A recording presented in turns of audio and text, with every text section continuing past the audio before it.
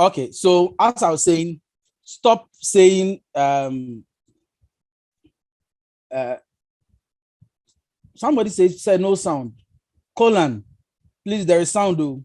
So check from your end. There is sound.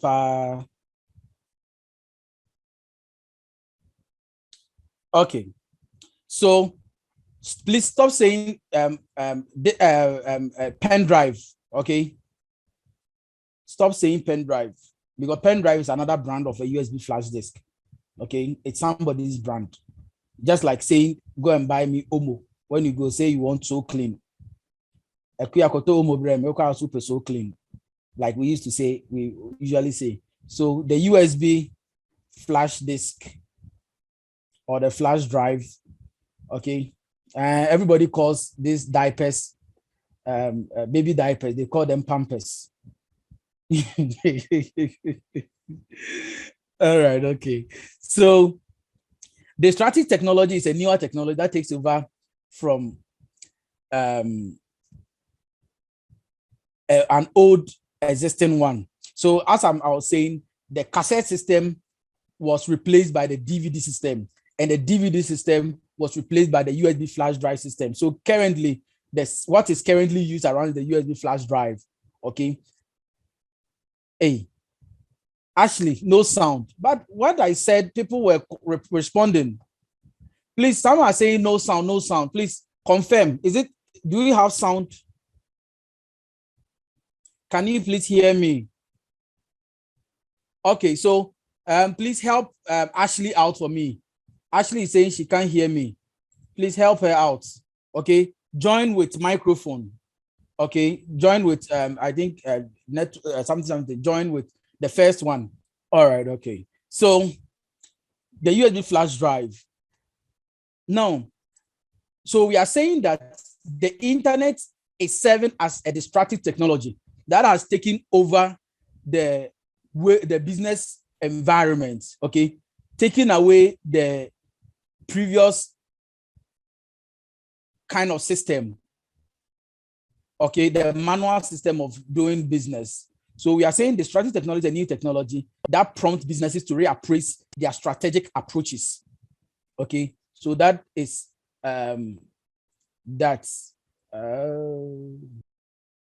okay.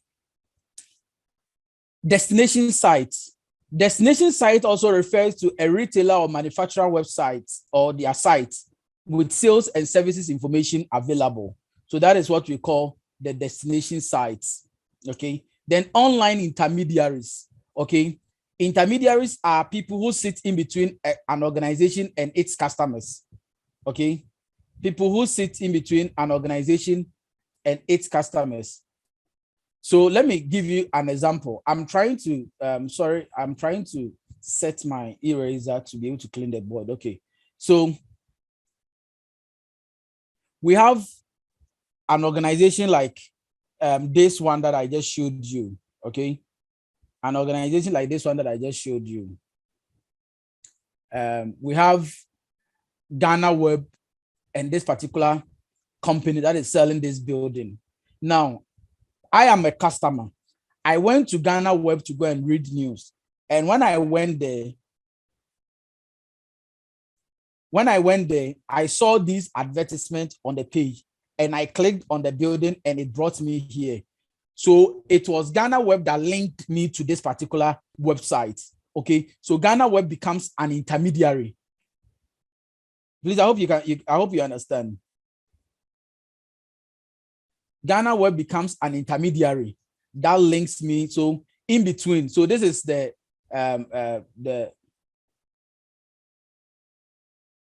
somebody says, what is external drive? Any drive that you use externally. Okay, so USB flash drive is an external drive. Okay, anything that is not built into the machine, but you have to connect it externally, it's an external drive for saving or storing of information. So we have hard drives that are externals. Okay, it's in a hard disk case that you can just use it to copy files from your to and from your computer. Okay, so this is what we mean. So this is Ghana Web from the example that I just gave. This is Ghana Web. And this is the customer. This is me, customer. And this is the real estate organization. Okay.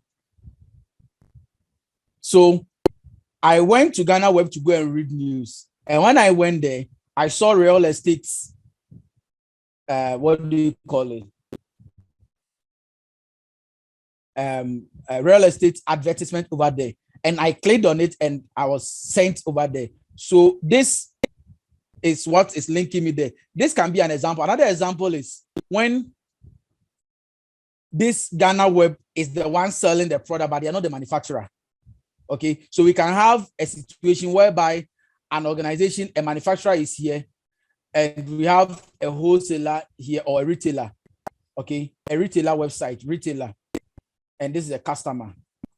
Okay, so the manufacturer manufactures the products and he gives it to the retailer, and we, the customers, buy from the retailer. So they are standing in between the manufacturer and the customer. So whichever way we look at it, we're looking at intermediary sites or the intermediary websites. All right. So website which helps to connect web users with the content they are seeking for. Example is search engines like Google. Whatever you are looking for, Google can link you to whichever website that has those kind of information or items. I've seen somebody raised up the hand. If you are, please go to the chat section and type your question there. I will read it, because if I want everybody to come here and be asking questions, we are not going to finish today. So please kindly do that for me, okay? Kindly do that for me. Go to the chat and type your question there, and I'll read and respond to it. All right, so that is the online intermediaries. Then also we have what we call situation analysis. Before every organization can survive within any business environment, they must first of all analyze the organization within the organization itself, internal and external processes. Okay, so an assessment of an organization's external environment and its internal processes and resources in order to inform its strategy. So before you can start any kind of any kind of business, okay, you need to first of all analyze yourself. Ashley Amwakoyebwa said, please, is DHL an online intermediary? DHL is a distribution agency, okay? They are a distribution agency, so they can't be an intermediary because they don't sell and they don't link you.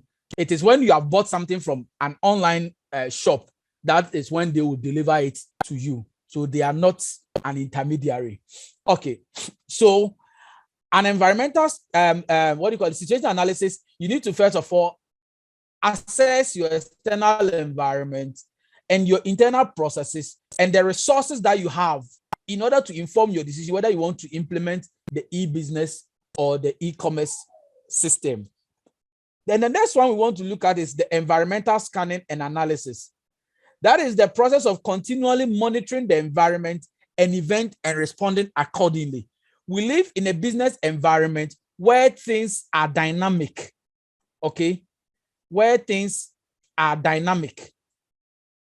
When we say dynamic, it means it changes, okay? The environment we live in changes.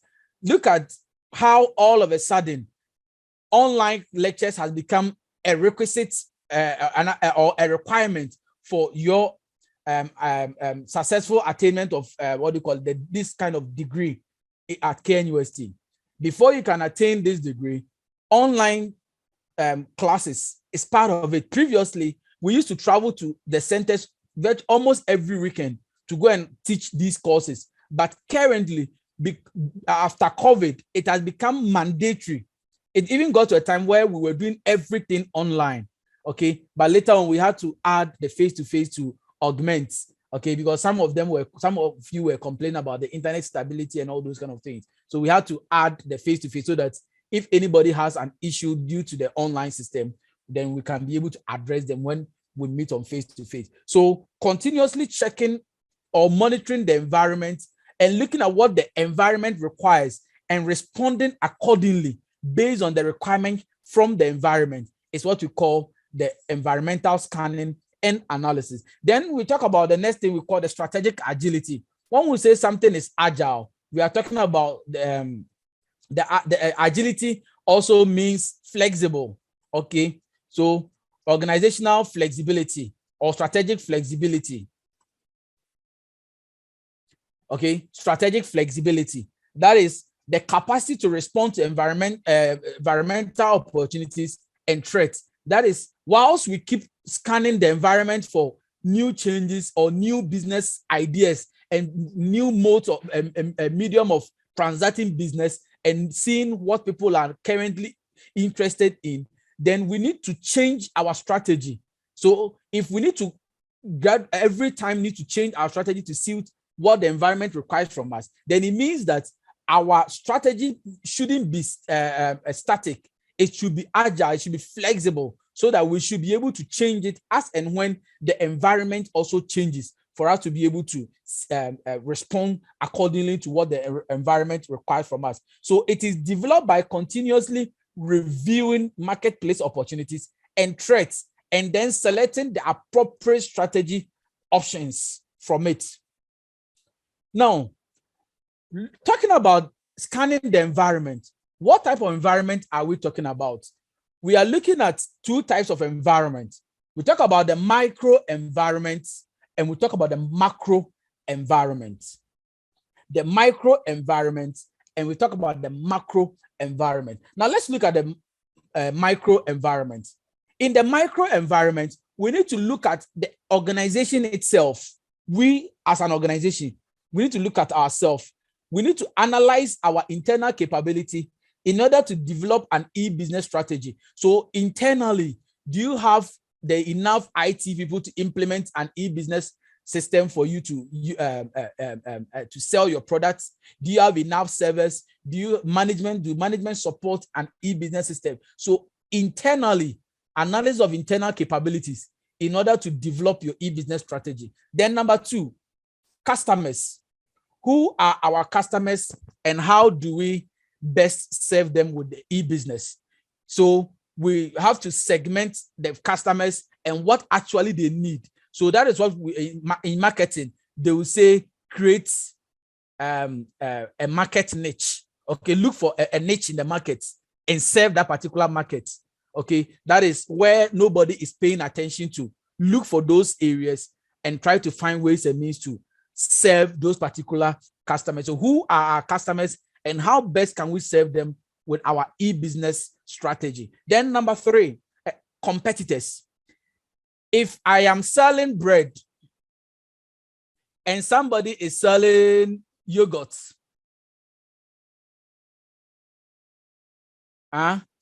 is that person my competitor? Please go to the comment section and talk to me. Because you have not been asked to unmute yourself, you cannot be talking. So the only way I can interact with you is through the chat. So please, Samira Inusa, raise hand. Please type your question. All right. So if I am a bread seller and somebody is selling yogurt, the person is not my competitor. But if I am a smart business person, that person can be a complementary product. Okay, can be a complementary product because as soon as somebody buys bread, usually what bread goes with is yogurt. So I can link up with a person. So most of the time, somebody says support you, yes. So they complement your business. So they cannot be, what do you call it, a competitor. But if somebody is selling, let's say I'm selling A1 bread and somebody is selling BB bread, then definitely the BB bread will be a competitor, because we are all selling bread. If the person is selling both fruits and I'm also selling bread, well, not too much in line, but yet they sometimes compete. So in the business world, we need to look at our competitors, okay? Just like in the telcos, MTN knows that their biggest competitor is Vodafone Ghana, They know that they are competing with Eltel Tigo. They are competing with Glow. They are competing with, I think Cassava is still available, right? I learned it's still available in Accra. Those of you who are in Accra, confirm for me. Is Cassava still there? Please confirm for me. I learned they are there. Those in Accra. Okay, so it means Cassava is no more in existence. Anyway, even if they are in existence now, their market share will be very small. Very, very. So when MTN is considering its competitors, yes, they are part of the competitors, but might not even look at them. So we need to look at competitors. So there is a need to benchmark what competitors, to benchmark competitors in order to review the online service they are offering. Do they have a competitive advantage? So Jumia is competing with AliExpress. Okay, Jumia is competing with AliExpress, and they'll be looking at, so the only difference currently between Jumia and Espresso. They are now Espresso. Is Espresso there in Accra? Please confirm. Espresso. Ebenezer, Nana.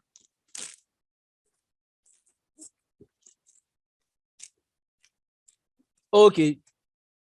He's saying Espresso is still there in Accra. Yes, some are saying yes, they are there. So please, if you don't know, you don't know.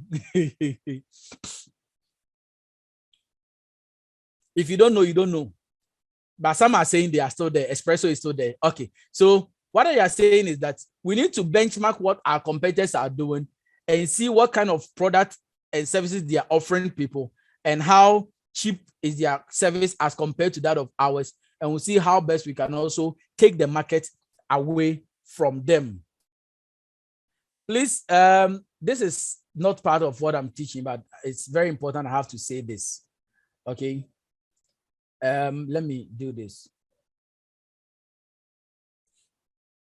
Okay, so we need to look at our competitors. Then number 4, we need to look at who are the intermediaries. Okay, who are our intermediaries? Which new or existing intermediaries are representing your competitors? Now look at something here. If you work with Belacqua or Vortic, sorry, I have to use you as an example, not in a bad way. So I am a customer, and this is, let's say, Vortic,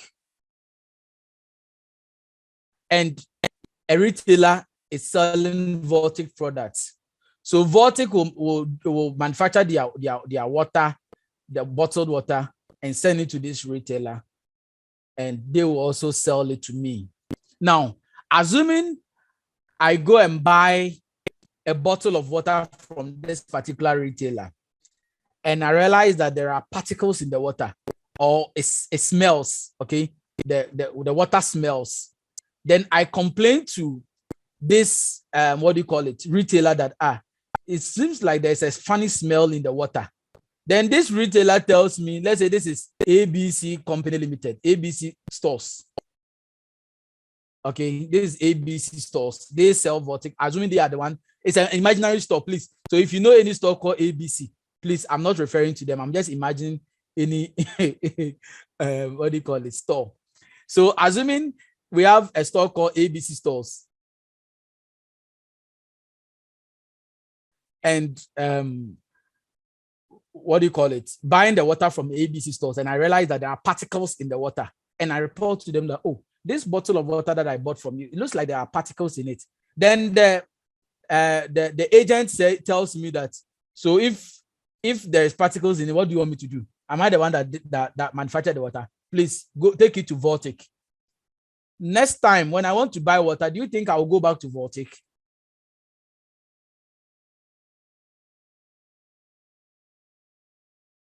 Oh, you people are still discussing Espresso. Somebody saying their license was revoked in March 2018. Yes, I'm not privy to that, but if that is it, then that is okay, because they are no more in existence in Ghana here.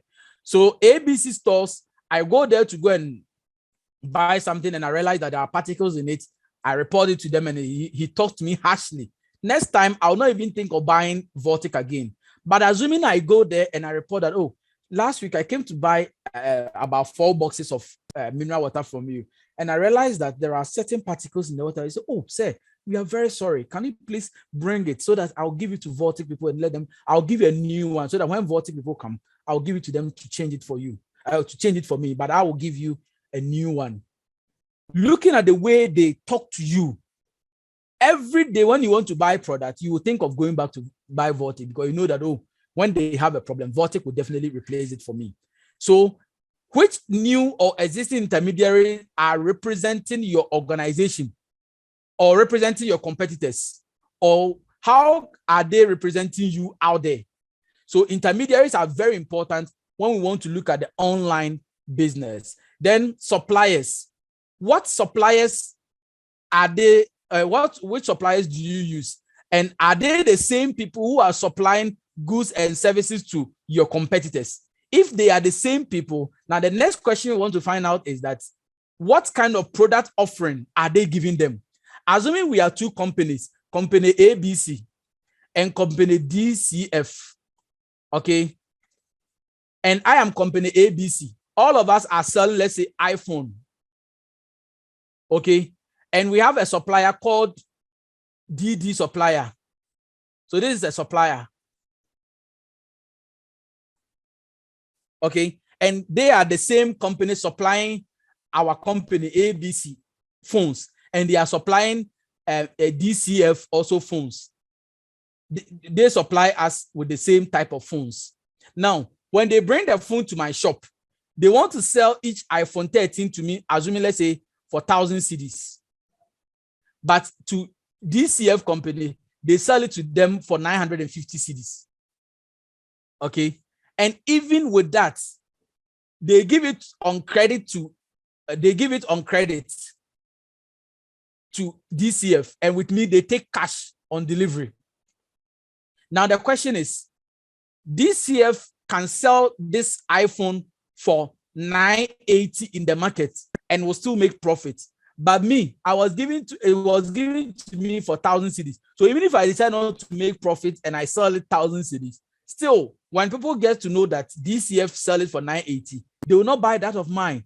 So knowing that if this DD, which is the supplier, is giving a different package to DCF, then what it means is that I have to renegotiate with them that, okay, even if you want to take full cash from me, then also need to give it to me for 950, so that when DCF is selling for 980, I can also sell it for 982, so that he will not cheat me within the market. So knowing your suppliers, okay. So the question we are asking ourselves is, are suppliers offering different methods of procurement to your competitors that give them a competitive advantage over you? So these are certain questions that you need to look at. Now let's look at the macro environment, the bigger environment. What is the ethical and moral consensus on holding personal information, and how the consumers' perception influence the internet usage? That was what I was telling you earlier on. In the year 2000 to 2010, between that time, if anybody tells you that, oh, I'm going to order something online, then they'll tell you, hey, you want your money to vanish, eh? People were very scared when it comes to buying and selling online. So you want to find out the society you want to implement your e-business strategy in. How does the consumer perception influence their internet usage? Number 2, the country-specific and international legal issues. What are the local or the global legal constraints, for example, on holding personal information or taxation or rules on sales of goods? Now, you know, in China, for instance, in China, Facebook is not allowed in China. Okay? Facebook is not allowed in China. They have their own version of Facebook. They have their own version of WhatsApp. They call it WeChat. And it's a very sophisticated chatting system. Okay? Mostly used by those in China. So if you know somebody who goes to China, he'll tell you that one of their payment system is the WeChat system. So what are the country-specific or international legal rules? Then what the country-specific or the economic issues. What are the economic constraints of operating within a country or a global constraint? Those are some of the things that you need to also pay attention to. Then you also want to look at the political terrain, okay? The political environment influence the extent to which information or internet availability can freely be distributed. Example is what I showed you in China, what I said in China. Politically, they have banned a lot of people from using a certain online trading system in their country. Like Ghana here, the government of Ghana can say that, okay, I'm going to ban AliExpress. I'm going to ban AliExpress and Jumia and all the other online platform. And when he's banning them, what it means is that he's going to create a Ghanaian, what do you call it? E-commerce site, okay? As a Ghanaian e-commerce site where people will buy from the local markets. So for instance, with this one district, one factory and all those kind of things, all the items that are being produced internally, then they will allow people to be able to buy from those e-commerce sites within the local environment so that the money will stay within the country. And that's how China and South Korea and most of these Asian countries have done it, and it's helping them. Then also we need to look at the technology. What are the new technologies that are emerging by which to deliver? Yes, the Ghana Pay is a payment system. It still don't add up anything. It's just a payment system. It doesn't add up anything. So what new technologies are emerging by which online services such as interactive digital TV and mobile phone-based access? Changes in technology offer new opportunities to the way products can be marketed. As we move on day in and day out, please let E. Levy's name slip today. Evelyn and your name. Please, we don't let E. Levy's name slip. I'm begging you.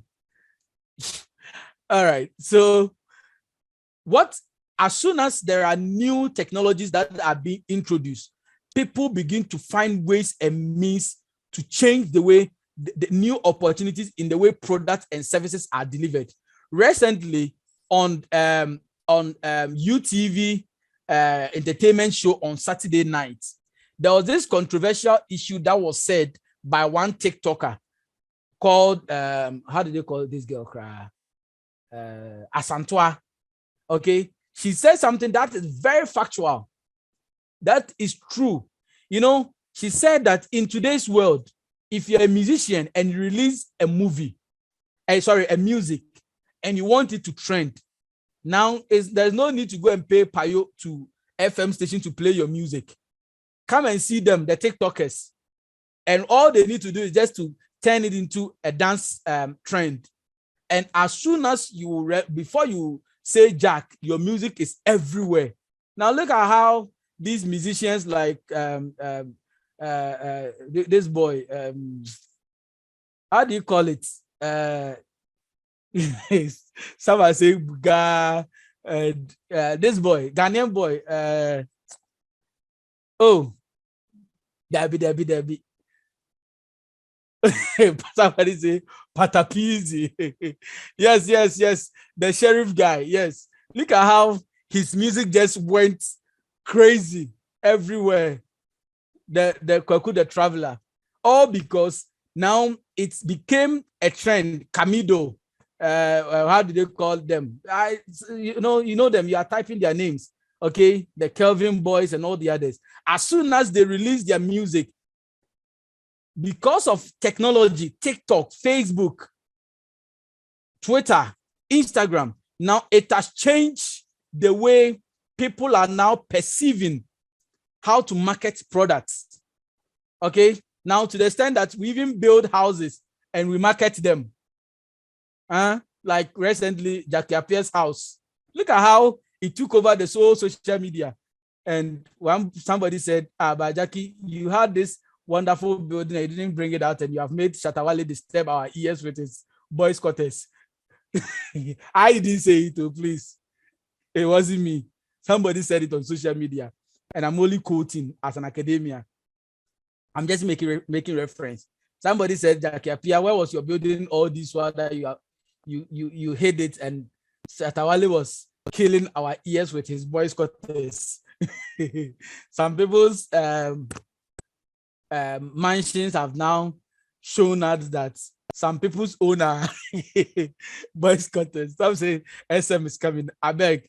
I'm only quoting what people said. Somebody says, sir, why are you be blogger? You know all the trending issues with regard to celebrities.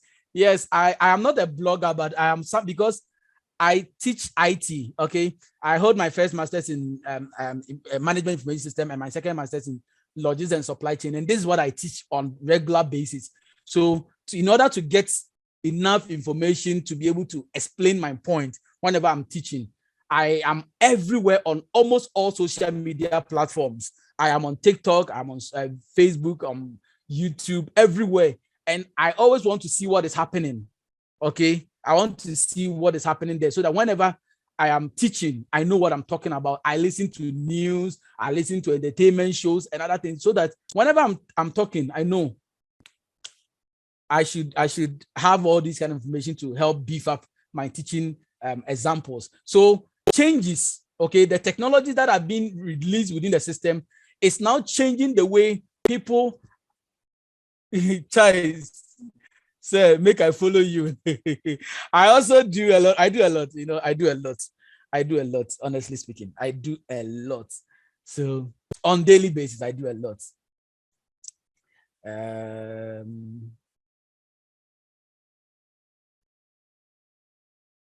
So looking at the various technologies that are available within the environment, it has now changed the way businesses operate and the way businesses deal with other, how they market their product and how they sell product. So what I showed you earlier on was an FX system, okay? The forex trading, the FX. So how the foreign trade, the forex bureaus sell goods and services, okay? How they sell goods and services. So you go to Forex Bureau, you give them $1 and they change it to you for what do you call it? Ghana city. You give them $, they give you Ghana city. You give them Ghana city, they give you $. The same way is how the Forex Bureau, the Forex system also works. Okay, how the Forex also works. So those of you, and please, I'm not asking anybody to go and do it. If you don't understand how the system works, please don't go there because you can lose all your entire life over there. Okay. Now, let's continue.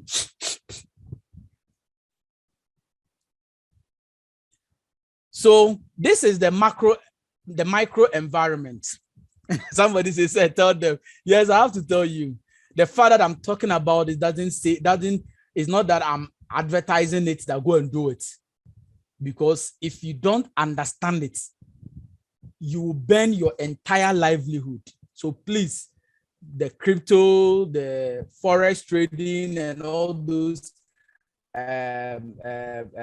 blockchain, those things, it's a very high risk kind of thing, and it's a very high rewarding system. If you understand it and you know how it works perfect enough, you can make a lot of millions out of that place. So this is the micro environment, and we have the macro environment. So within the macro environment, we have talked about some of the issues that we need to look at when we are within the macro environment. Let's continue.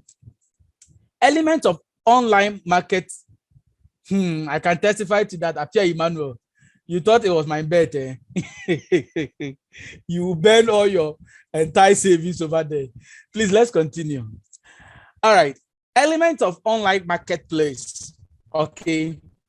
Within the online market system, there are certain elements that we need to pay attention to. Number one is the customer segments. Number two is the search intermediaries. Then we have the intermediaries or media sites and what we call the destination sites.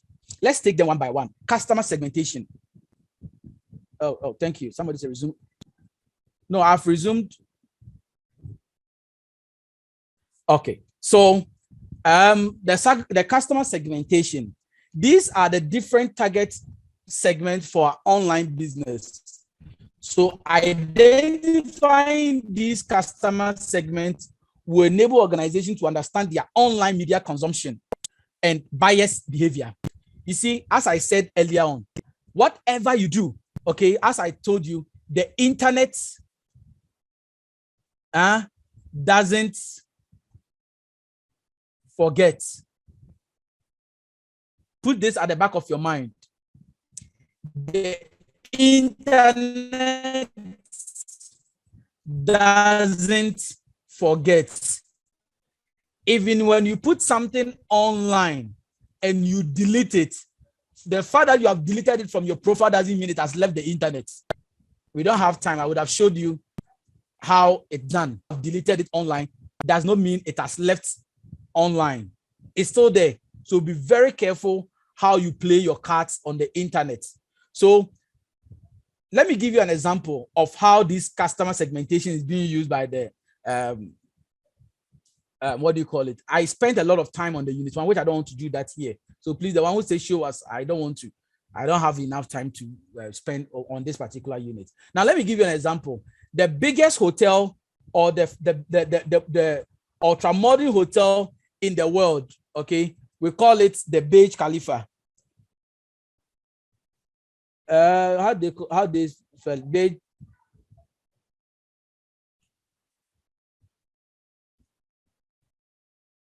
The Burj Khalifa Hotel. The Burj Khalifa. This Burj Khalifa Hotel in Dubai. Okay. Now, this hotel, let me tell you one of the things, the only 7-star hotel in the world. Well, okay. This hotel, let me tell you how they use technology to serve their customers. Let me tell you how they use technology to serve their customers.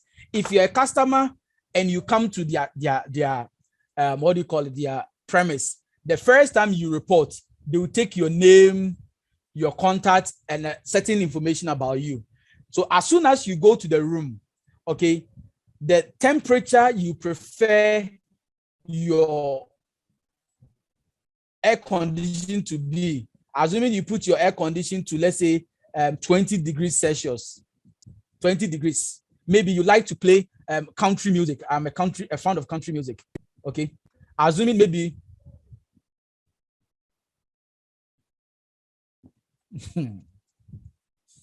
assuming that the music you like to play is country music. Let's say you like to have a dim light, okay, dim light system.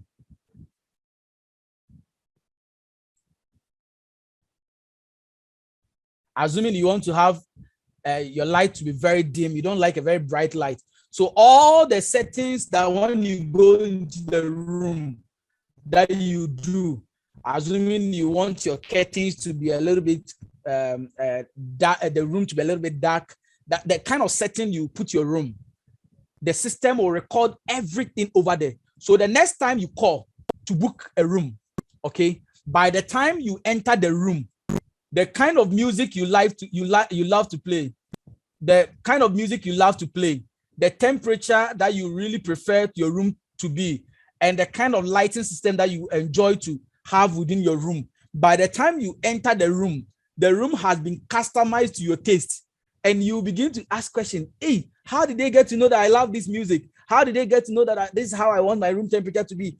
Everything that you are doing, the system keeps records according to you, the customer who is occupying that particular room. So everything about you is kept in the system. So the same thing, when you go on social media and you like watching pictures of clothes, shoes, anything that you enjoy watching on the internet, you realize that most of the time, the advertisements that keep popping up on your screen will be advertisements that is in line with your area of interest, because the internet helps them to be able to identify customer segments, will enable organizations to understand their online media consumption. When they come online, what do they consume?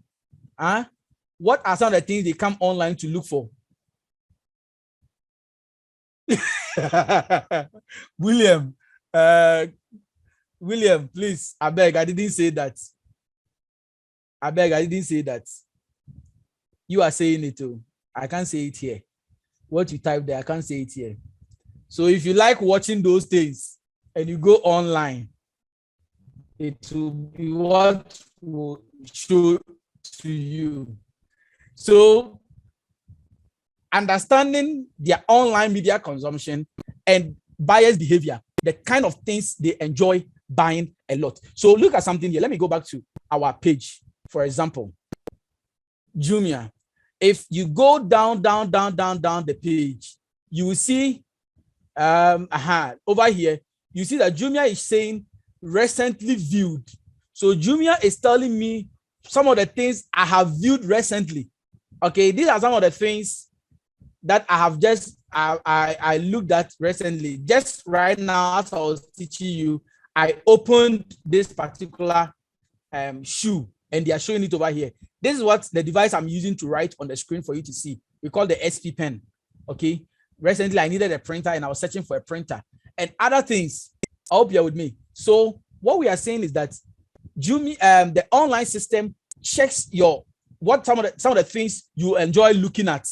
Okay, so that so that businesses will be able to package products that suits your interest for you. Then also we have what we call the search intermediaries. Okay, they are the main search engines available in each country. So in Ghana here, we know of Google, the Yahoo. There's another one called Bing from Microsoft. Microsoft search engine, we call them Bing. Okay, let me show you those who don't know Bing. Okay, we call it Bing. Bing. Okay, it's also a search engine by Microsoft. Okay, then there's another search engine also called DogPow. Okay, we call it the DogPow. It's also a search engine. Okay, the dogpow.com, helping you to search for items on the internet. So all these ones are types of search the search intermediaries. Okay, now let's look at intermediaries and media sites. These sites are sites which are successful in attracting visitors and as such a good intermediary between customers and destination sites. Example is the news portals. They are good in attracting you because they will attract you to come and read news. But when you come there to read news, they now present to you certain goods and services. So they act as intermediaries. Then we have destination sites. They are the main sites that a company might be trying to generate visitors traffic to or generate visitors to. So this is a destination site. Let me show you an example of a destination site. This is a destination site. Okay. They are trying to let people come and see whatever they have to offer over here, but they don't have much people to visit their site. So they have put the advertisement of the site and some of the products on here in GhanaWeb.com. So when you click on it, then it will take you to the site where the item is actually being sold. So over here, this is where they are actually selling the building. Okay. They are saying download what forms or what? Download the plan of the building. Okay. The plan of the building. So you can download it and look at how the whole building looks like before you can make purchase for the building. So this is how the building looks like. And you can buy it if you have the money. If you have the money, now selling.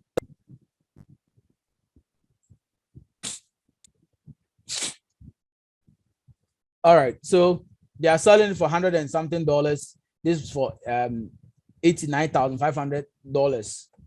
All right, so looking at what we are saying, destination sites are the main sites that a company might be trying to generate visitors to. So when we click on the link in Ghana Web, it sent us to the destination site of the one who is selling the what do you call it, the house. Then we have intermediaries Okay, I think we have done this one. Okay. So online intermediaries are equivalent to a traditional intermediaries. Okay. Like last time I had a problem with my car. I went to Kumasi Magazine to go and buy a certain part. Foster, why ask the question? Is there any problem? Foster J.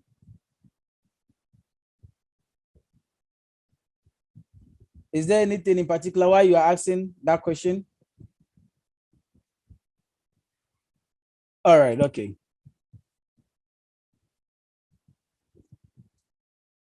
So online intermediaries are equivalent. All right, thank you. So online intermediaries are equivalent to traditional intermediaries. So last time, as I was saying, I went to Kumasi Magazine to buy, what do you call it? A part of my car. It got spoiled and I needed a particular part of the car to buy. So when I got to Magazine, whilst I was holding the part, the spoiled part in my hand, somebody met me on the way and asked me, "Oh, Master, like, do you want some to buy?" I said, "Yes." So we have some here. We have some here. So he took me to a shop and said, "Oh, please have a seat. I'm coming. I'm bringing some from the warehouse." So this guy went behind me and was roaming around in the whole magazine looking for the what do you call that particular part to buy for me. So he roamed and roamed and roamed and roamed, and he came back with a part of it and he said it was 400 cedis. Meanwhile, when I was going, I didn't have that amount of money with me. Okay, I didn't have that amount of money with me. So this guy came and said it's 400 cedis. And I said, "Oh, Master, can you reduce it for me?" He said, No. This one cried, the whole magazine. You won't get some anywhere. And the guy was being truthful because that part, it was only one shop that had it. And it was only one, and he went for it. So when I told him I'm not buying, I left him and I was roaming around asking shop store by store. And as soon as I got to a particular store and I asked them, "Please, do you have this part?" He said, "Oh, yes, we have," but somebody just came for it. That's when I realized that, Charlie, the guy came and took it from that particular shop to come and sell it to me. So something that can be sold from the original shop, somebody say it called charters. Yes, you sell and you take your profit. So something that was, assuming maybe the actual owner of it is selling for 200 Ghana cedis. This guy will come and tell you it's 400 cedis. You bargain, he will give it to you for 350. Okay. When he goes to the one he took it from, the person will also give him, let's say, 20 cedis for facilitating the deal. So at the end of the day, that person gets like 170 or 170 cedis free money without owning a shop over there. So we call them intermediaries. Sometimes we, the customers, don't know where to find the products. And those are the people who know where the products are. So online intermediaries are equivalent of traditional intermediaries. That's the life we are living in. Yes, at that point, James. Yes, when you go to the market and you are not smart, something that is supposed to be sold for 20 cedis will be given to you for 100 cedis if you are not too smart. So me, for instance, before I go to the market, I've asked and be sure. And sometimes before even I go to the market to go and buy something, sometimes I search for the product online to find or to get a fair idea. All right, Matudanunu, thank you. So before I go to the market to buy something, I take my time and do a lot of scalping within the market. I check online, I check Gigi, I check what do you call it, Tonaton and other things, just to have a fair idea of how much the product sells within the market. So maybe something on Jumia is, let's say, 200 cedis. On Gigi, let's say it's 250. On AliExpress, let's say it's 150 cedis. So I will have a fair idea. So when I go to the market and somebody quotes me 500 cedis, I know that person wants to cheat me. Okay. I'm not an econ student, neither am I accounting student, but my money is my money. So I have to make sure I spend it wisely. Nobody should use any big brain to extort money from me. So online intermediaries are equivalent to these kind of traditional intermediaries. And we are also saying that online intermediaries do not sell products, okay, but rather they facilitate the purchase transaction between a customer and traditional intermediaries or the manufacturer. They don't sell, okay? But like the guy who went to the shop and brought me, but it's a second-hand deal. Yes, he did. That is why my eyes also did, so that they don't cheat me out of my hard-earned money. All right, okay. So yes, and fine.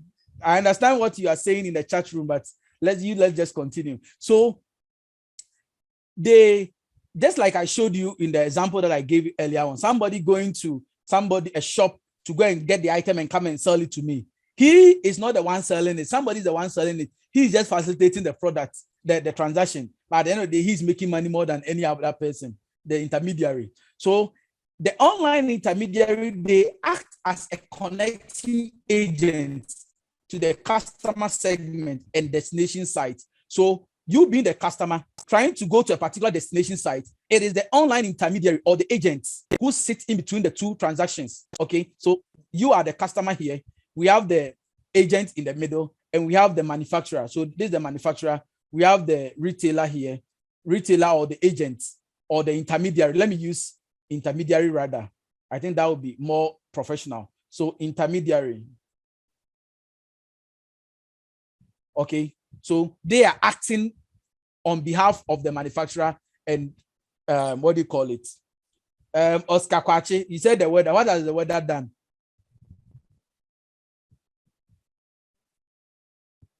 Okay, the network. Yeah, I don't know. I think today I don't know what is happening. I was teaching the third years what do you call it, supply chain management, and we didn't have any of this problem. I don't know why today the network seems to be fluctuating like that. It goes up and down like that. I don't know. All right, so the intermediaries sit in between we and our manufacturers. They act as connecting agents to the customer and customer segments and the destination site. Now let's look at types of online intermediaries. Number one, there's one we call infomediary, from the word information, infomediary. So when we talk about infomediary, we are referring to a business whose main source of resources or source of revenue is derived from capturing customer information and developing detailed profile of individual customers for sales to third parties. Example is the social media sites or the social networking sites. This is how Facebook make their money. They sell your information. You see, when you are opening a Facebook account, you specify your date of birth, okay, where you stay, okay, location. You specify your location. Let's say Ghana, Kumasi. You specify your location. You also specify your school, your level of academic credence. Maybe I hold a first degree, or I finished K University, or I'm a student at K University. Your education. Let me put this one: education background. So you specify your education. You also specify your marital status. Very, very important. Your marital status. Very, very, very, very important. When some people come to your profile to check your pictures, especially the ladies, most of the time, the guys want to look at your status to see whether you are still in the market, or you are off the market, or you are about to leave the market. So all this information, there are a lot of them Facebook takes from us, okay? But the truth of the matter is that they don't just take them, they take them to sell those information. And somebody will say, how do they sell them? Yes, there is something we call do I have to show my Facebook page? Do I have to show my Facebook page? Okay, as a matter of teaching, let me just go to Facebook and I'll show you my Facebook page, okay?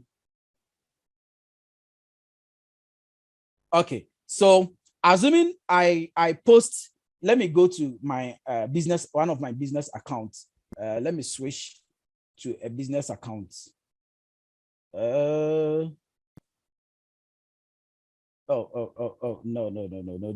this is not what I want to show. Sorry, this is not what I want to show.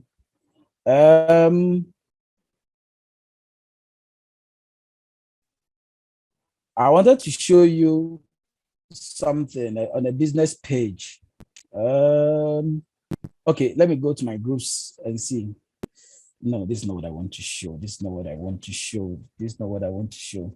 Anyway, I wanted to show you. Okay, let me use this page. This of one of my friends' page that I'm helping him to publish it. So assuming he is into developing of these placards, designs of citations and all those things.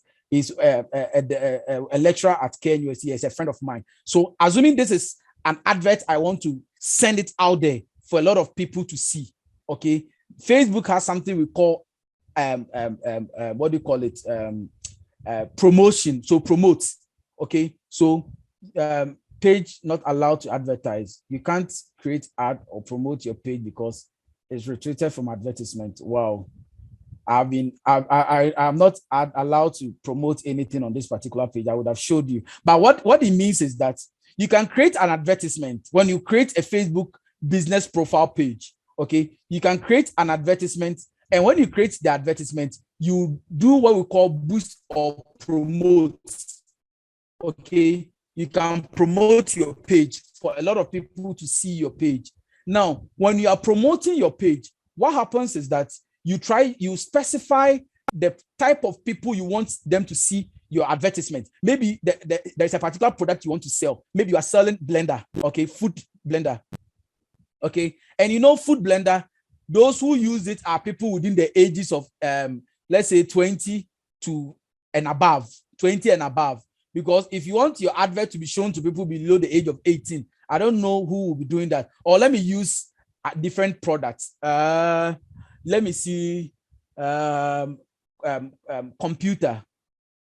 Let's say I want to sell computers, laptop computer, and I want to sell it, advertise it on Facebook.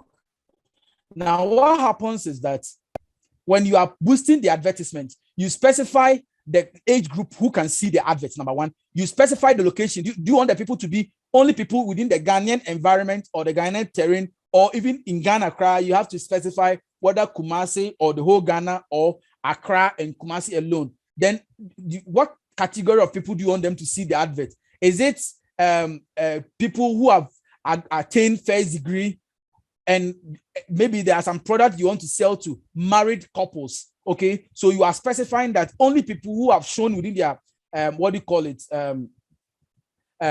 people who have indicated within their profile that they are married are those people who should see the advert. So all this information, Facebook will use it to send the advert to the people you have targeted. So how did they how did they charge you? They charge you based on the number of people they are going to send your advertisement to. And they will know them because when you were registering to the Facebook site, you specified all those information for them. So Facebook is an intermediary site, captured your data, and they sell your data for money, because they take money from these people who want to boost the advertisement, and they send the advert to you. And when you see the advert, you go and buy, and they have also made their money. And we also have what we call intermediary sites. Okay, the intermediaries. Those are intermediaries that provide information to assist with selection and discussion about different products and services. Example is a site called price.com. Okay, example is a site called price.com. Let's see. Price.com. Okay, so price.com also helps you to compare different products, save cashback, coupon, and comparison shopping. Okay, so price.com helps you to be able to compare the prices that various shops are selling certain particular kind of products. Okay.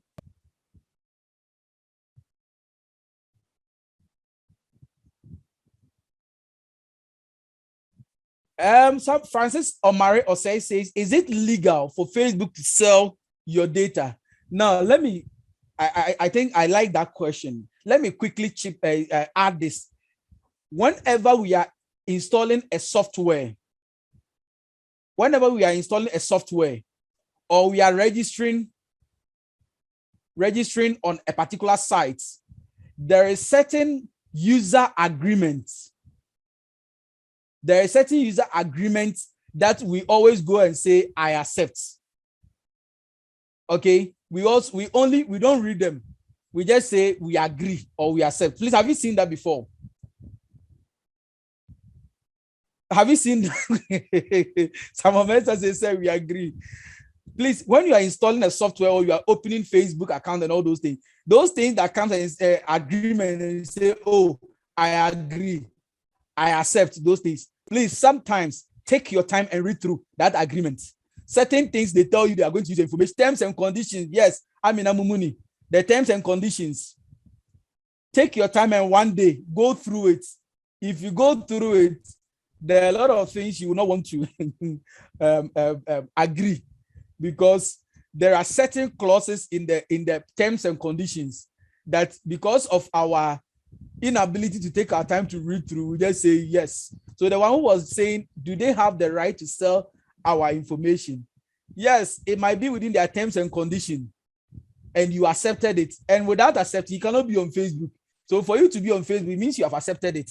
So they have, by your own words, you have given them the permission to sell your details, to use your details to sell out there. So price.com is an example of intermediary site that enables you to compare prices that two or different organizations. Yes, sometimes we don't, you see, let me tell you something. When we are installing a software and you see the terms and conditions or the agreement, and you just go and say, I agree. My brother, my sisters, please one day take your time and read through the kind of things they see, they indicate over there. If you don't take care, and Microsoft comes to Ghana here, if you don't take care, you arrest almost everybody in Ghana, because a lot of people don't buy Microsoft products. The Windows, the Office, everything, they don't buy. They just take it from the out there and begin to use it. But in the agreement, you have agreed that the product is something you have paid for and you are using, and that you're not going to share with other people. Some of you just move around with a flash drive and say, oh, Kwadwo, can you please copy this software for me? Can we do that? It is against some of the rules and regulations, but we just go there and just be, somebody said, hey, yes, if you don't agree, you can move on. So it is, so as soon as you agree and you move on and he gets you, he will sue you for huge sums of money. So be very careful when you are agreeing to certain terms and conditions on the internet.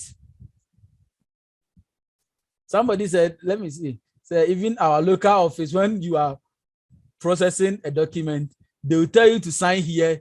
Later you realize you have committed yourself. Yes. And that is why my boss, Dr. Mutaka, usually does this, and some of the students don't agree with him. You see, when you are writing exams, like the exams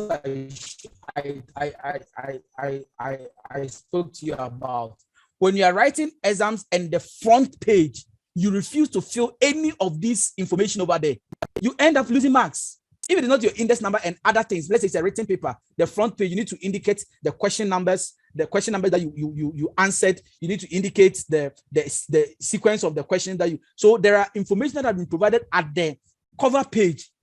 Most of you don't read them. That is why we find most of you in your organization, and you don't read contract. You sign contract and having a lot of bad judgment debt on the head of government, because all that they care is that they are signing document. They are signing document. You see, in the industries, one day some of you will be holding bigger positions out there. And let me be honest with you.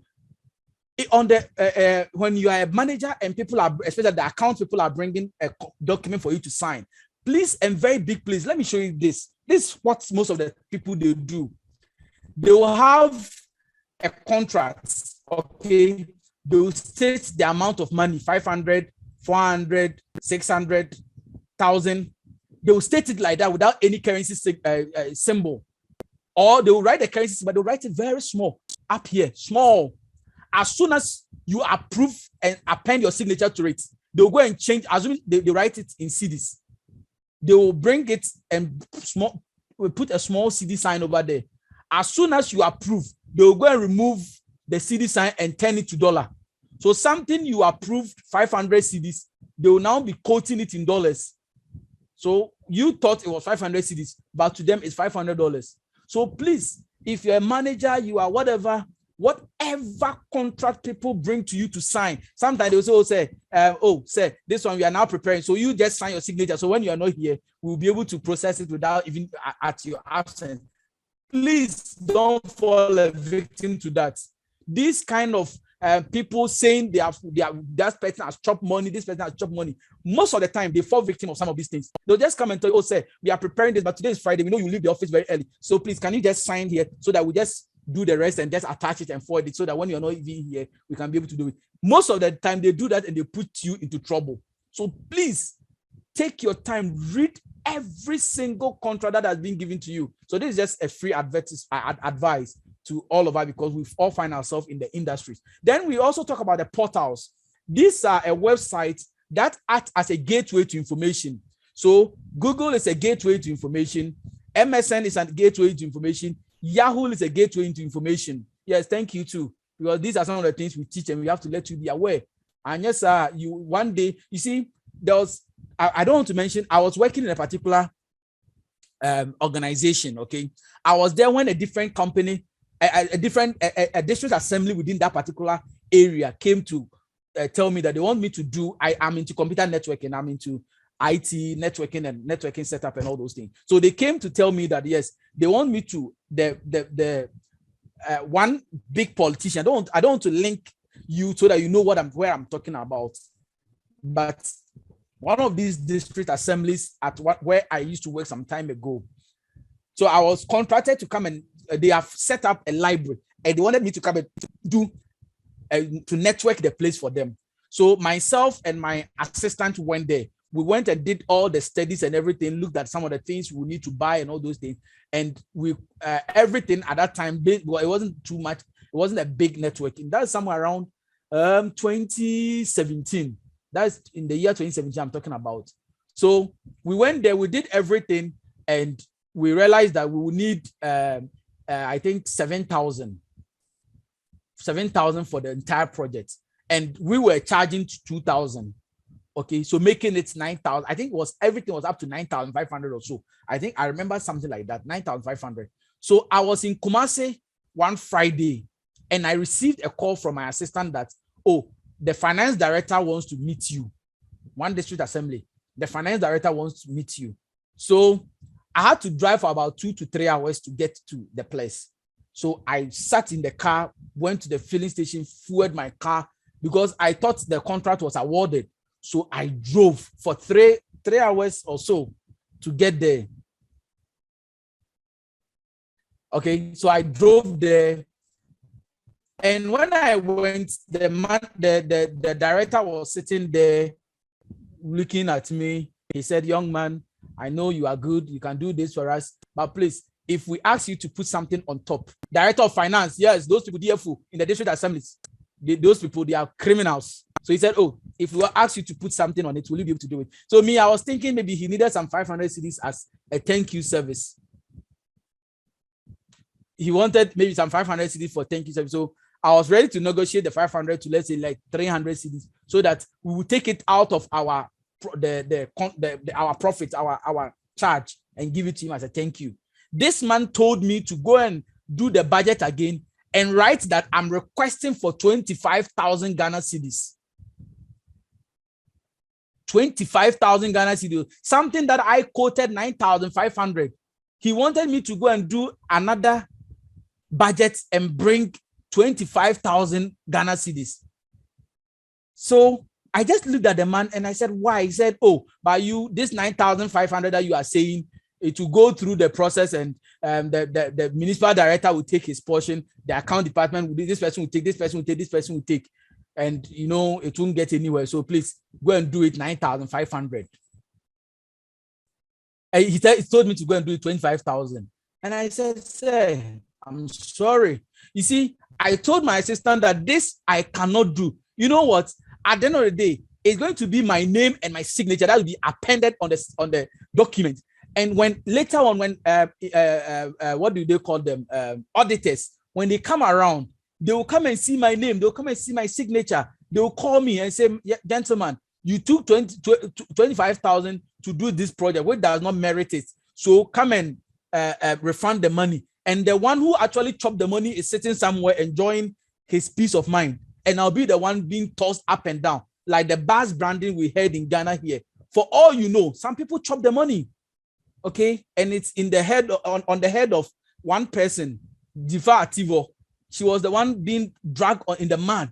So I'm not saying she's innocent or she's a culprit, but what I'm saying is that these are some of the things that happens in the organization. So be very careful what you are paying your signature to.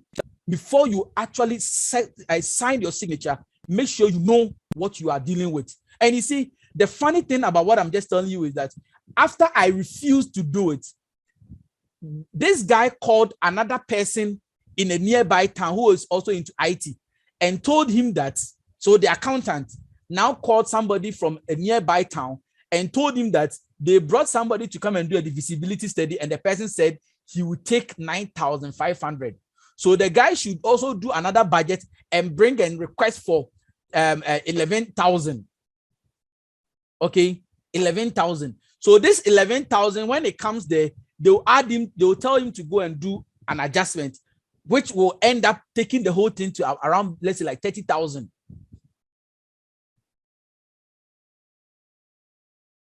So these are some of the things that you need to be very careful, because everybody wants to chop. Everybody wants to chop. No wonder. Oh, no, I won't do that. I will never do that. You see, it's not every money we eat. So there are certain money, it comes to you and God will send fire from heaven to burn everything. So please, it's not everybody. It's not every money we chop.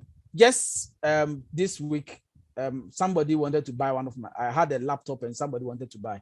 I gave it to him, use it for 1 week. When you think you're okay, come and pay me.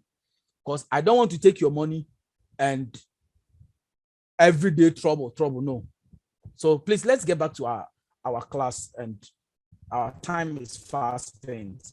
So portals, a website that acts as a gateway to information. So Google is a portal, MSN is a portal, Yahoo is a portal. So all these are examples of portals. Then search engines, I already explained what search engines are, the Google and all those things. Then directories, okay? We are saying that search engine website that index content. So if you go to Google, I wanted to explain this indexing thing to you. So those who don't understand what indexing is. So if I go to Google and I search for, let's say, female bags. I know our sisters are here. I've been talking about male. So look at it.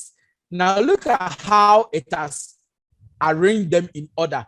So we have Jumia selling, Jumia also here, Amazon, Pink Interest, Alibaba. So the way they have been arranged in order is what we call the indexing. It has indexed them.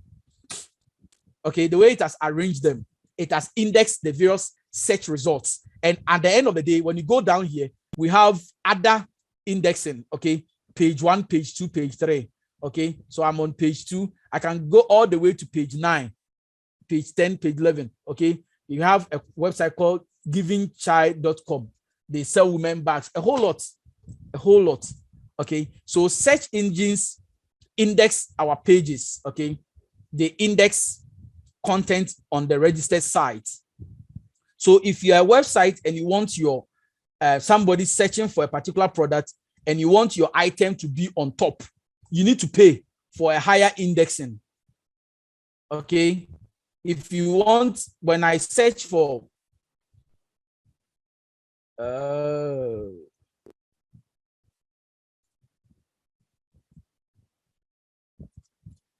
okay, let me go back to page 1. Okay, on page 1, as soon as I search, look at it. The first site is what? Jumia. It is not by accident that Jumia became the first site. Jumia is paying to Google for Google to index them, so that whenever anybody searches item that Jumia is selling within the Ghanaian market, that person, the first thing that should show should be Jumia. So all other sites are now. So if you don't pay to Google, your site will be on page 10 or page 20. And most of the time, people don't get there before they log out of the page. So that is how Google also make their money. Okay. So you say, oh, I go to Google and I search information and I it's free. I get free information from Google. Yes, you are getting it free, but people are paying to put their information on top of the search. People are paying to put their information on top of the search. Then we talk about directories. Okay, they are structured listing of registered sites in different categories. Example is the Craigslist.com. Craigslist is just like Tonaton and Gigi. Okay. Then Ghana Web is an example of directory, and everythingghana.com. There's a site called that. So let's move on. I think time is fast spent. Let me see how best I can. Types of portal. We have what we call the access portal used by the internet service providers. We have the horizontal, the functional portal. That is a range of services, search engine, directories, and all those things. We have the vertical one. So a vertical portal covers a particular market, such as construction. So those within a particular category. So if we have a site which deals only with, let's say, construction, then that is a vertical site. Then we have the media portal. The main focus is on consumer or business news and entertainment. So like the news agencies and all those things. Then we have the geographical one. Those that are based in regions, countries, and local areas. Okay. It can be either a horizontal or a vertical one. Then we have what we call the search portal. The main focus is on searching. Okay. The main focus is on searching. So if you have the slides from the V class, you should see examples of these and what they actually do. Now let's look at the market channel structure. When we talk about the market channels, we are describing the way a manufacturer or a selling organization deliver products and services to its customer. Please go to the V class, Raphael Dovlo. I hope you are not the former Auditor General, Dovlo. I hope it's not the former Auditor General. Please, Raphael, kindly go to the V class. Everything is there. Okay. The videos of the lecture, everything is there.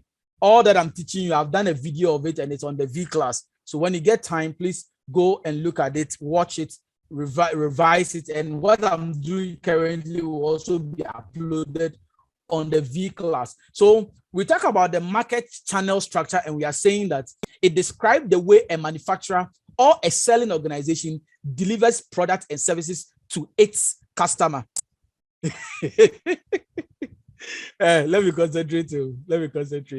So such distribution channels normally consist of one or more intermediaries, such as a wholesaler and a retailer. We'll be looking at it very soon. Now, we have a supplier here, we have an organization here, and we have a consumer here. So a product is from a supplier, goes to an organization, and finally either it goes to a business or a consumer customer. So we'll be looking at what we call the intermediary system. Okay, the intermediaries. So we have what we call the business to business transaction, the business, and I'll come back and explain it in details. Now, let me explain something over here. There are three key terms I'm going to explain, and I want you to pay. Please, I hope you can hear me. Please, can you hear me? Somebody say I can't hear you. Please, can you hear me? Type it. Let me see if you can hear me.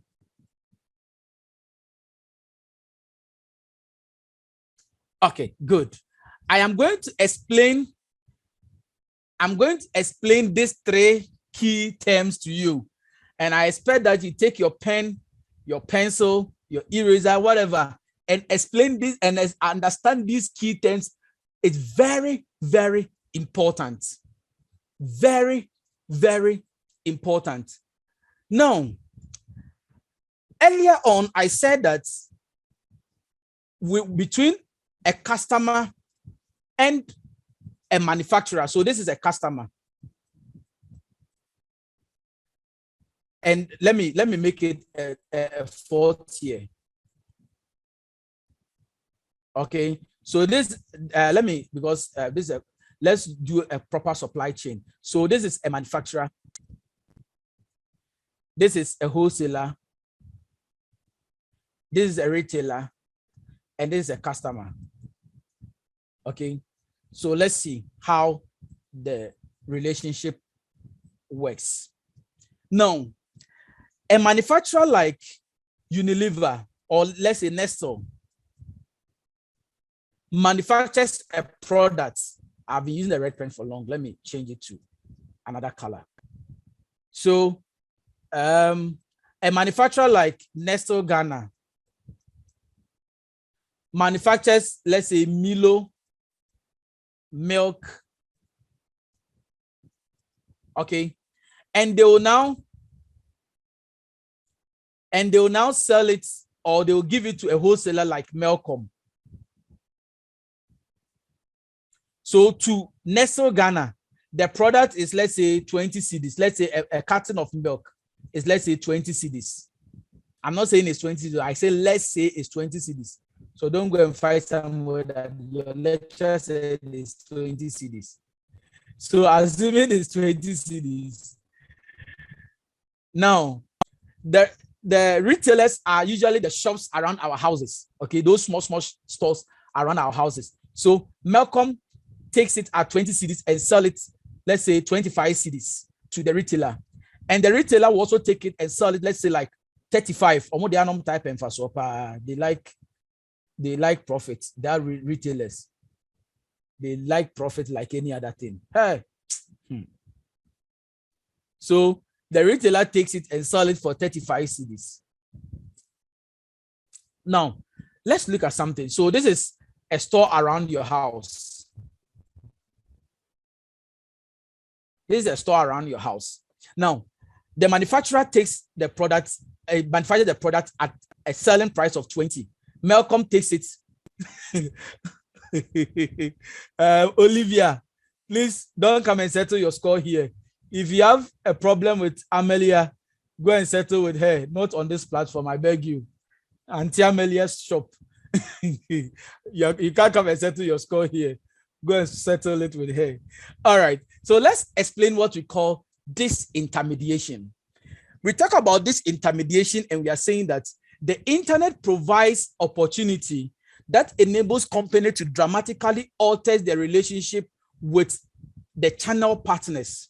What it means is that if I want to buy an item, okay, I am the customer here, okay, and I want to buy a product, I can buy directly from the manufacturer, assuming Nestle Ghana has a website that enables me to be able to buy directly from them. So if the item is 20 cedis, I am able to buy it and get it at 20 cedis without paying any of these excesses to intermediaries. Okay, so we are saying that this intermediation, this is the process of cutting the middleman, okay, from the transaction between. So sometimes certain organizations will try to remove these intermediaries, because the longer the intermediaries, the higher the prices will be. Because as and when you get a lot of intermediary between the two parties, then the prices of the item begin to increase. So this person bought it and selling to that person. This person also bought and selling to the other person. So before the final consumer lay hold of the product, they realize that the actual price of the product has either tripled or quadrupled. Okay, so most of the time, the reason why we use the internet to do some of these online, some people will tell you that, oh, when you buy things online, they are very cheap. Yes, they are mostly cheap because most of the time you are dealing directly with the manufacturer or the mother organization, and you get it at a reduced price directly from him. So we call it disintermediation, the process of cutting the middleman or the removing of the middleman between the mother company or the organization and its customer. That is what we call the disintermediation. So what is the advantage? The reduction in sales and infrastructure costs of selling through the channels. So the cost, so Nestle will be selling it at 20 cedis to Melcom, and Melcom will sell at 25 cedis to the retail store. The retail store will sell at 35 cedis. Now, if if Nestle want to sell directly to the consumer, instead of even selling at 20 cedis, they can decide to sell it for even 25, and they'll still make more profits.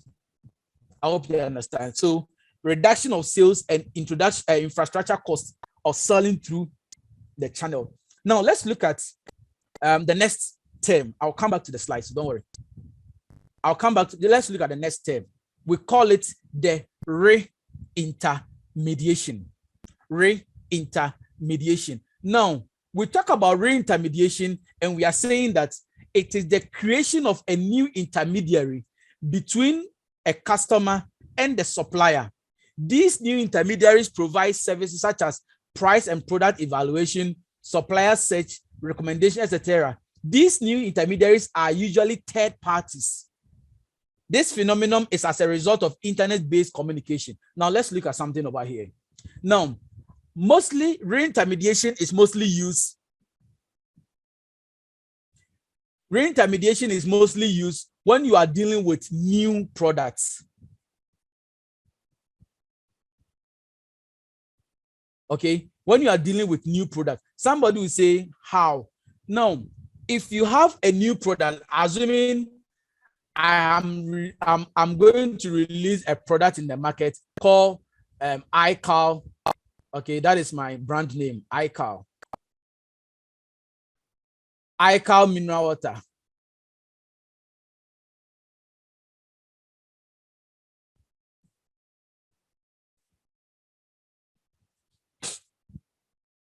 Somebody, so for that, is it true that buying from online is cheaper at all times than the traditional buying? And I'm explaining why sometimes it's cheaper. Okay, why most of the time it's cheaper. So assuming I am trying to introduce a water into the system called iCal mineral water. I am into solar systems, so I build solar generators and all those things. So assuming I want to, let me use the solar one for example, because that is what I actually do. So iCal solar generators. So solar generators. Okay, so assuming I want to bring this out, a lot of people out there don't know anything called iCal. Or let me just go back to the mineral water. That would be more easier to explain. So iCal mineral water. Somebody saying how much? See me back there. We'll talk about it. Okay, with this class, we can't talk about what I do and how much here. So iCal mineral water. So I want to introduce iCal mineral water into the market, and nobody knows iCal mineral water. But you see, some of us, we have high level of confidence that when we go to Melcom and we find any product in Melcom, then it means that the product is a quality product, or probably it's good product. For example, if I go to Melcom and I buy a food product and the food is poisonous, I can sue Melcom, or the product is not FDA approved. I can sue Melcom. And because of that, Melcom will make sure that whatever product they take and put it on their shelf to sell are products that have been certified by, what do you call it? FDA. Somebody says this product is approved by the SDA. There's this joke on the social media says this advert is approved by the SDA. So they will make sure that this product that they will take to put it on their shelves are products that have been approved by the Ghana Food and Drugs Board Authority. Okay, so if I am introducing the water into the market, it is Melcom who already they have the market already. So once nobody knows my product and I've been able to secure FDA approval, I've been able to secure all the needed documentation, I will take it to Melcom for Melcom to sell the product on my behalf. Okay, so when people go to Melcom already, so when they go there and they see my water, they say, oh wow, Melcom has brought this new water into the system. Okay, let me take it home and go and try it. And that is how customers will begin to know you. So re-intermediation is the creation of an intermediary. You wanted to deal directly with the consumers, okay? But you realize that they don't know you, so they don't approve your product. So we need to introduce an intermediary. And these new intermediaries provide services such as price and product evaluation, supplier search, recommendation, etc. These new intermediaries are usually a third party. They are not part of the mother organization. they are a separate entity on its own, and they sell on behalf of the mother organization. Okay, so Malcolm, I will introduce Malcolm, and Malcolm will help me to sell the product to the consumer. Now, as and when now I begin to gain ground, people have now accepted my mineral water. They now know where my warehouses are, where they can find some of the water to buy. Then what I can do is that when I was giving to Malcolm for, let's say 10 cedis a bag or 5 cedis a bag, okay, let's say 15 cedis for a pack of my bottled water. Now I give it to Malcolm at 15 cedis. Now once people get to know me and people are buying directly from me, I can decide to sell it directly to people at, let's say, 17 cedis, because Malcolm was selling it to them, let's say 20 cedis. Okay, but whilst I remove the Malcolm and all the others from the chain, and I'm now selling directly to the consumer, I can now sell it for as low as 17 cedis, and I'll still make my money. Okay, to the consumers, it's cheap, but they don't know that when the retailers were selling it on my behalf, they were adding their profit margin. That was why the price was a little bit bigger. So that is what we call the re-intermediation. Now, let's look at the counter mediation. The counter mediation. Now, back to the example that I was using to explain my point here. Okay, now, assuming I have Malcolm selling my product for me, okay? I have Malcolm selling my product for me. Then at the same time, I will also open my own retail center, okay? I'll also open my own retail center. So when I produce, I send it to some of the product to a retail center, my own retail center. And at the same time, I send some to Malcolm, and all of us sell it to the consumer. Then as time goes on, I begin to reduce the number of items that I send to this wholesaler. So with time, when customers begin to know the kind of product that I sell, and now they have accepted my brand, I will no more be needing the retailer. But you don't just take away the wholesaler from the chain. You need to maintain them because they know the customers. They have the customer base, okay? So you have to still maintain them within the chain and use them as a leverage to be able to get access to a wider audience. So when we set up an intermediary who is not a third party but a subsidiary of the main company, then we call it a counter mediation. So counter mediation, as I said, is the creation of a new intermediary by an established company. This new intermediary is not a third party, but a new unit of the parent company. So partnering with an existing intermediary, a bank or a mortgage broker company used to take advantage of re-intermediation. Okay, so they want to take away all intermediaries between them and their customers. And how would they be able to do?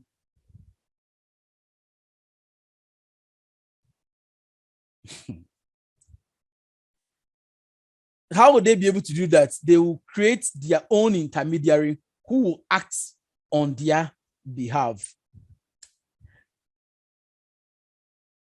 Re-intermediation, what are the issues?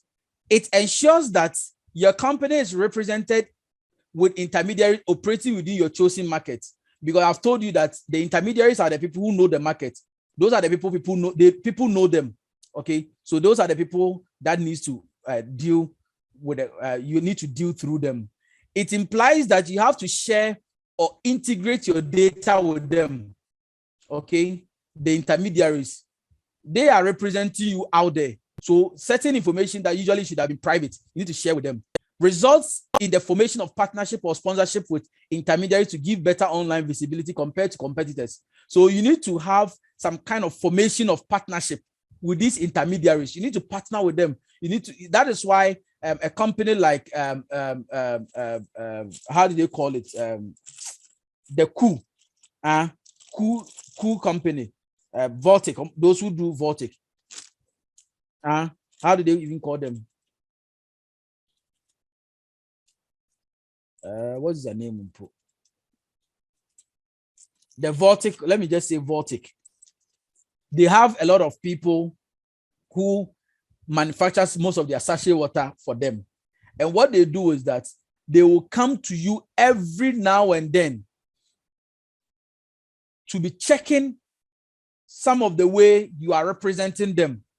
Because if you go out there and you just put anything on the market, you are tarnishing the image of their products. So it is necessary to create your own intermediary through what we call a counter mediation. Because if the intermediary messes up or they do anything funny or anything fishy, what will happen is that it will affect your business. And that is why you need to have good people representing you in the market.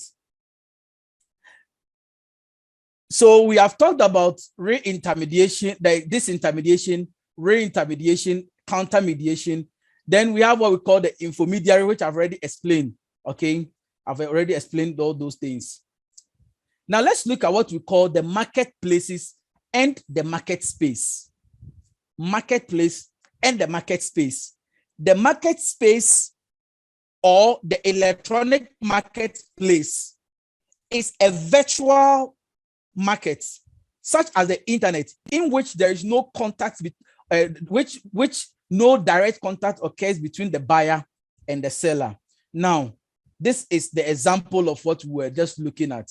Now, these things that I'm seeing over here on Jumia.com, it is not one person selling them. This thing that we are seeing on Jumia, okay, let me open this bag and show you something.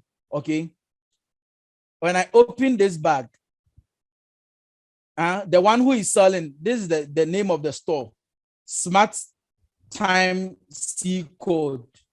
Okay, this is the one, the seller's information. This is the one who is selling this particular bag. Okay, if I go back and I check for another product, TV, let me go to TV, eLive Digital. This is the name of the seller, Jumia. This one is sold by Jumia themselves. Okay, let me check for another product. I want to show about 3 products and show you. Let me go to Dr. Mott. This one is sold. Okay, this one is also by the same Jumia. But what I just want you to understand is that there are a lot of suppliers who are on Jumia platform or the online market. And when you are buying something, you don't see the one who is selling to you.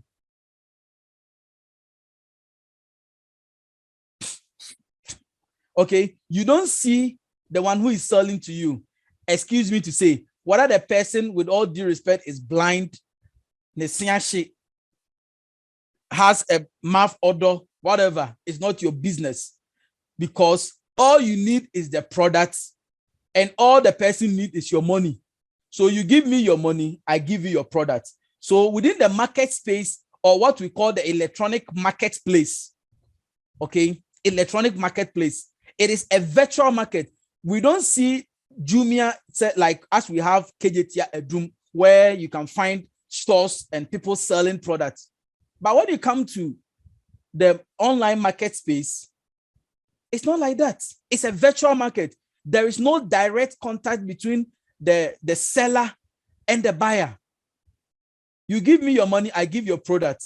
You don't need to know me, whether I'm short, I'm tall, whether I'm blind or I am physical, whether I'm pregnant or not. That is none of your business. So we don't need to meet, but we transact business. Okay, we call the market space or the electronic marketplace. So market space is extended beyond the traditional boundaries. How is it extended beyond the traditional boundaries? I just gave you an example. Okay, I just gave you an example where I told you that a lot of products, let's say we look for bags. Oh, BAGS, bags. Okay. So we look for bags, and these bags that we are looking for, a lot of them are from the local markets. but some of them are shipped from abroad. Okay, some of them are shipped from abroad. So what we are saying here is that a market space is extended beyond the traditional boundaries because it's removed from the restriction of geography and time. Now, currently it's 12:05 here in Ghana, but it is around, let's say, 7 o'clock in, okay, whilst we are heading towards the mid-afternoon. They are now starting the morning. So if somebody is in China, currently, I know it is around, I think, 9 p.m. in China now. They are about to sleep. Most of the time, I buy things online here in Adon. Let's say around, let's say around 2 a.m. when I wake up in the Adon. There are certain online prayer group that I join. When I finish praying and I'm not able to sleep, I join some of these. I check some of these. What do you call it? Online places to check if I can get certain products to buy. Okay, there is this online group that I join out there, and it's good. Okay, it's good. So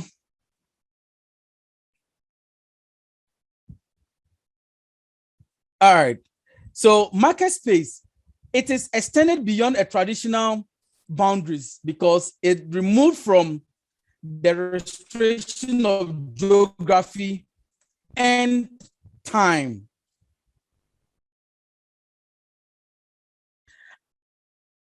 So market space is extended beyond the traditional boundary because it's removed from the restriction geography and time. Okay, so irrespective of where the person is, when the Chinese people, okay, so as I'm saying that some of you have left. Okay, now I can see 301 301, supposed to be at 400 500 plus. So those who are not here, tell them we are back. There's an assignment at the end of today, so please don't miss. It's an individual thing. You need to do it and present your results. So it's very, very necessary. So those who have left, tell them it's at their own peril.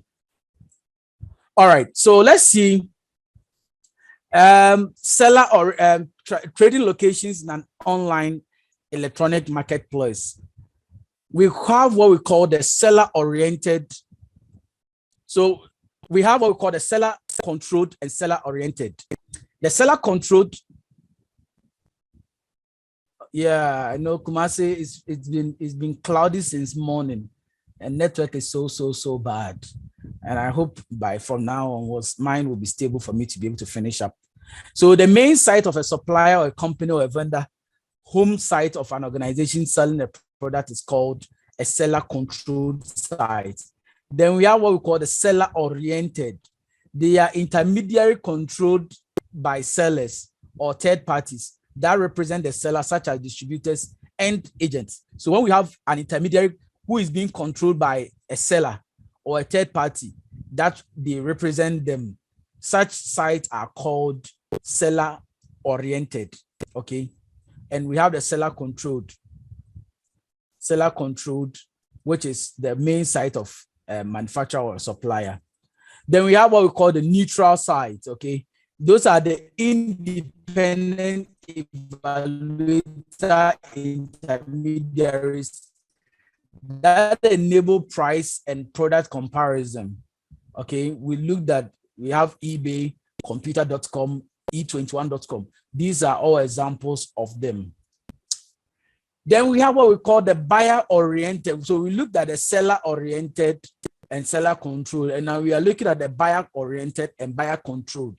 So the buyer-controlled are intermediaries controlled by a third party, controlled by the buyer. Then we have the buyer-controlled website procurement posting site controlled by the buyers or intermediaries on behalf of buyers. Okay, so that is what we call the buyer-controlled. So this is an example of conversant sites. Okay, this is an example of a conversant site. Now, finally, on this unit 2, let's look at this. We say bye-bye to unit 2. So we have key terms in terms of the internet startup. There's what we call the .com click only or the internet pure play. These are business alone. They don't have a website. They don't have an office. It's Jumia. Jumia doesn't have a shop anywhere. They sell all their products online.